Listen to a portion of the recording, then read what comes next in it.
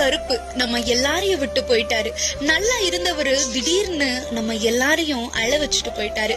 புதுக்கோட்டை மாவட்டம் பொன்னமராவதி பக்கம் கருப்புக்குடி எல்ல கருப்பர் பெரிய கருப்பர் கோவில் கால கேபி கருப்பு அவர் பாக்குற பார்வையும் அவர் நடந்து வர்ற தோரணையும் பார்க்கவே மெய்சில் இருக்கும். அவர் முகமே கும்பிடுற சாமி மாதிரி இருக்கும். ஊரை காக்குற தெய்வத்தை கும்பிடுற சாமி மாதிரிதான் ஊரே இவரை சாமியா பார்த்தாங்க. டாடா ஏசிய முன்னாடி வச்சா போதும் அவரா அழகா ஏறி போயிற அழக பாக்குறதுக்கு காண கண்ணு பத்தாது. மஞ்சு வரட்டுக்கு போனா அறக்க பறக்கெல்லாம் விளையாடாம நிதானமா நல்லா விளையாண்டுட்டு கூட்டத்துக்கு முன்னாடி நடந்து வர்ற அழக எல்லாரும் கும்பிடுவாங்க. ஆனா இன்னைக்கு அவரோட உடலை எல்லாரும் கும்பிடுற நிலைமை வந்துருச்சு.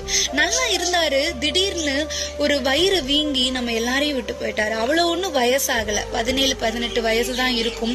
திடீர்னு வயிறு வீங்கி நம்ம எல்லாரையும் விட்டு போயிட்டாரு. தாங்க முடியாத மிகப்பெரிய இழப்பு.